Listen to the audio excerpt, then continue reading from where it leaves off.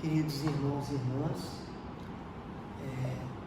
continuando aqui dentro do nosso retiro quaresmal, essa luta contra os pecados capitais, nossa luta contra essas doenças espirituais, desejo de mortificá-las, desejo de colocar sob o controle da graça nossas paixões, a fim de estarmos mais livres, mais dóceis à condução do Espírito de Deus.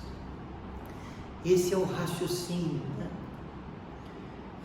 Falávamos da ira no sábado e hoje nós vamos falar um pouco sobre como combater a ira, né? Como mortificar a ira.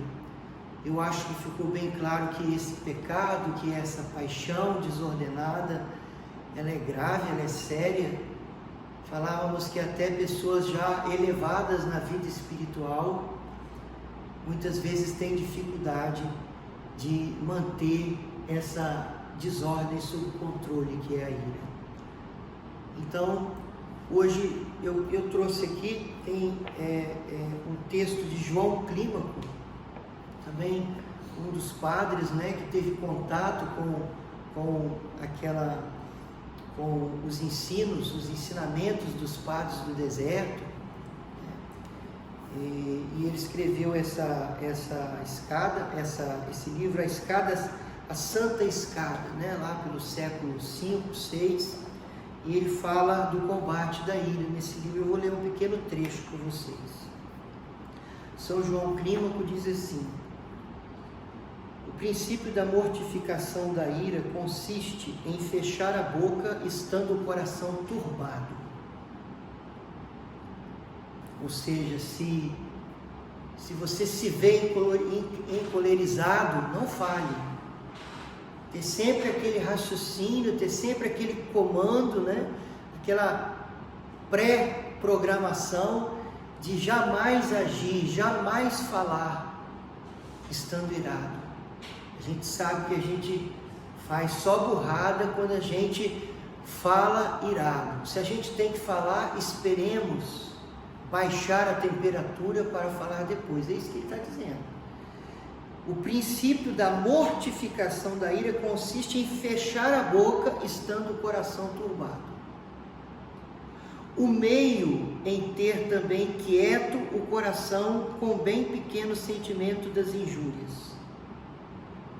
O fim em ter uma estável e fixa tranquilidade no meio dos encontros e sopros dos ventos impuros e dos espíritos maus. Então, quer dizer, a ira, ela atrapalha, ela impede um pouco esse desejo, né? Os padres do deserto, esses padres gregos trabalhavam muito essa ideia da tranquilidade interior, a paz do coração, a pureza de coração. Não permitir que o coração fique turbado para que ele não escape, para que ele não perca a consciência da presença de Deus no centro da alma, para que ele não perca a atenção, a concentração da mente toda voltada para Deus. João Clímaco diz aqui mais adiante que o Espírito Santo é a paz da alma e a ira é a perturbação da alma. Então, a ira impede que a alma esteja em paz. Sabe, meus irmãos, os padres, os santos padres, os padres do deserto, eles falavam muito da caridade para se vencer a ira, o exercício da misericórdia, o exercício da mansidão, exercitar a mansidão, exercitar a misericórdia, não só no momento da ira, não como um combate imediato da ira, mas o exercício, a pessoa que é irada, a pessoa que sabe que é irada, sabe que tem essa má tendência de uma maneira forte, ela precisa exercitar, praticar o exercício da mansidão em todos os momentos, praticar o exercício da misericórdia em todos os momentos. Outra coisa que falam sobre a mortificação da ira, o perdão. Perdoar, porque a ira, ela deixa essa raiz em nós, né? A mágoa, o rancor. Até vou ler uma outra passagem, eu desmarquei aqui, mas vou ler para vocês. Olha, ira é a disposição para o ódio secreto, diz João Clínico, a qual procede da memória das injúrias arraigadas no coração. Ira é desejo de fazer mal a quem nos ofendeu. Fúria é um arrebatado fogo e movimento do coração que dura pouco. Amargura de coração é uma áspera paixão e movimento que se instala na alma. Furor é uma acelerada paixão do ânimo que decompõe e desordena todo o homem por dentro e por fora. Então, meus irmãos, é preciso vencer a ira pelo perdão. Muitas vezes a ira, a raiva, ela tem a ver com uma mágoa enraizada. Às vezes nós temos mágoas, nós temos ressentimentos enraizados dentro de nós, e aquilo vira irritação, aquilo vira fúria, aquilo vira raiva. Muitas vezes nós encontramos pessoas que são raivosas, sabe, pessoas raivosas.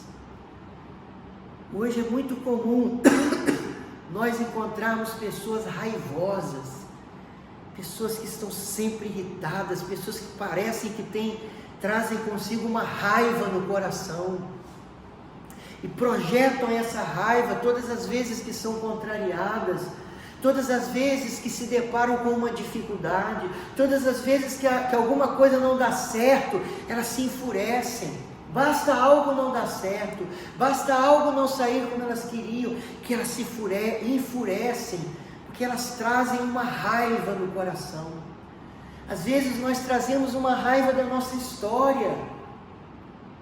Às vezes nós podemos ter uma raiva guardada, uma raiva inconsciente, uma fúria inconsciente de um tempo em que fomos rejeitados, de um tempo em que fomos violentados, de um tempo em que fomos muito agredidos. Uma pessoa que só sofreu agressão e violência, depois ela pode se tornar raivosa.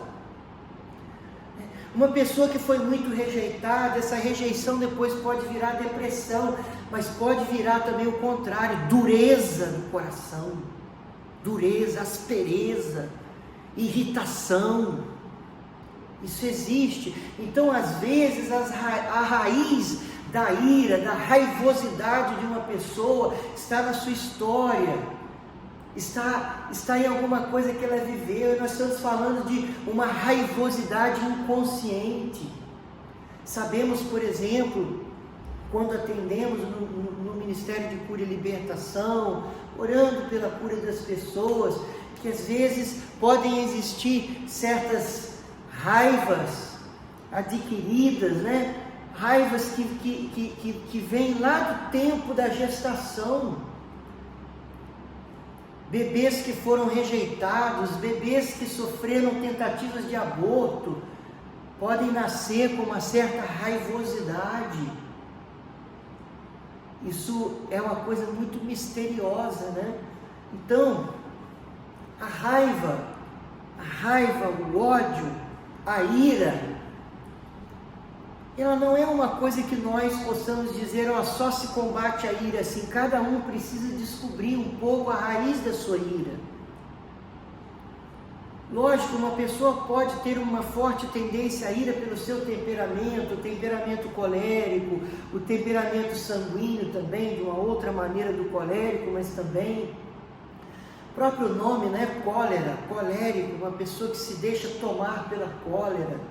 E a gente sabe que a pessoa colérica é uma pessoa que se deixa tomar pela cólera, mas é diferente do sanguíneo, que tem aquele rompante e depois acabou. O colérico normalmente ele se encoleriza, mas guarda, né? Ele não esquece fácil a injúria. Por que que o perdão, ele é remédio contra a ira? Porque normalmente a nossa ira, ela é em relação a alguém. Ela é uma indignação em relação a alguém que nos fez o mal. Ela é uma indignação diante de uma injustiça, diante de uma injúria, diante de uma calúnia. Eu fico irado, sobe aquela cólera, sobe aquela indignação. Então, aquela tendência de querer a justiça, né? De querer a vingança, né? É o desejo da vingança, no sentido do desejo do castigo, o desejo da justiça em relação, de fazer justiça em relação a quem me imprimiu um mal, uma ofensa. Mas esse desejo desordenado de justiça cega. Encolerizados, nós não conseguimos agir com serenidade na condução do Espírito Santo. Então o perdão é o remédio. Ser uma pessoa perdoadora, tornar-se uma pessoa perdoadora, uma pessoa que perdoa, uma pessoa que busca sempre essa graça, essa inclinação de perdoar sempre. E aqui, meus irmãos, tem muito a ver com a humildade, né? A humildade é santo remédio para todas as paixões, com certeza, mas tem uma força muito grande no combate da ira, porque a ira, nós falávamos também que ela tem essa raiz da idolatria de si mesmo, a idolatria da própria vontade. O irado é aquele que diz: seja feita a minha vontade, não a vossa vontade. Ele está profundamente apegado à própria vontade. Qualquer coisa que o contrarie, ele se exalta, ele se irrita. Tem pessoa que é assim, está irritado o tempo inteiro com qualquer coisa que o contrarie, porque é um orgulho, é uma soberba. Então qual é o remédio? A humildade. Ter consciência da própria pequenez, ter consciência dos próprios pecados.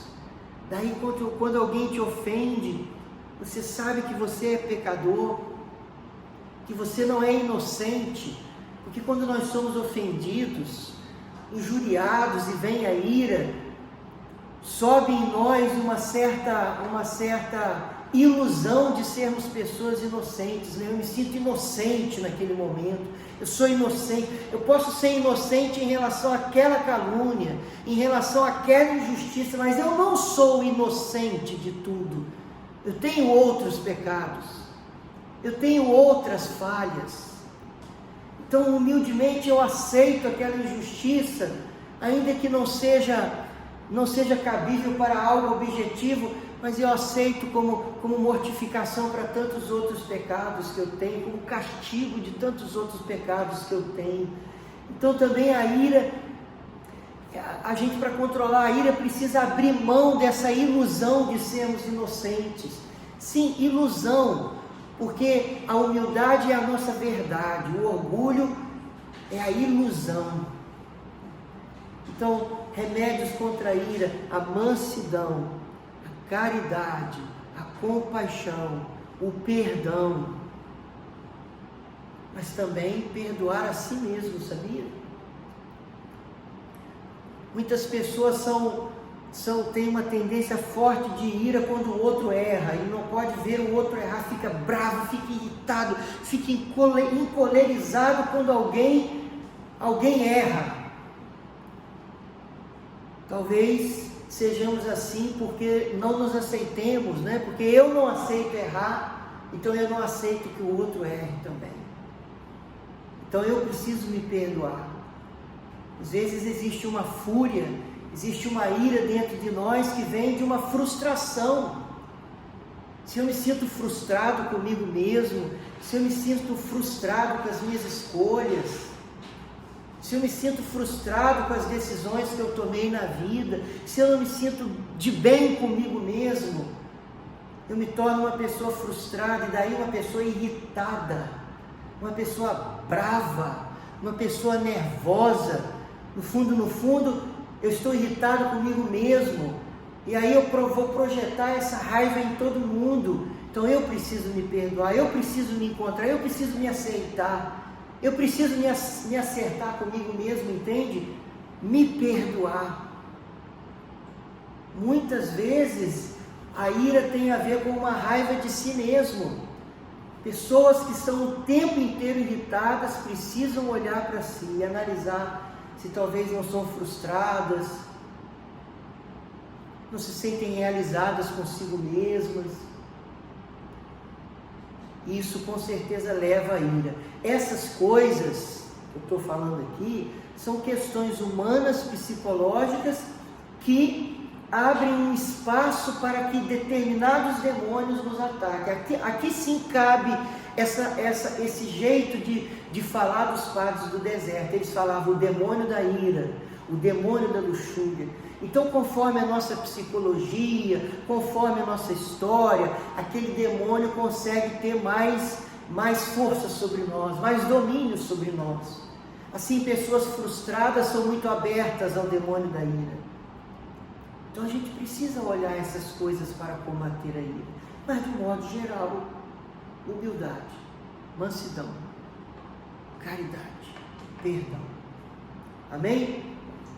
Então, louvado seja nosso Senhor Jesus Cristo. Para sempre seja louvado. Até amanhã, se Deus quiser.